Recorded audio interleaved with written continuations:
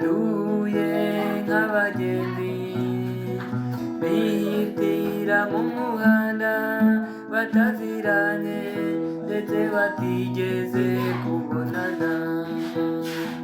Bibiyana nshuti yanjye ko twabanye kuva kera, shenge disi kucyume mukira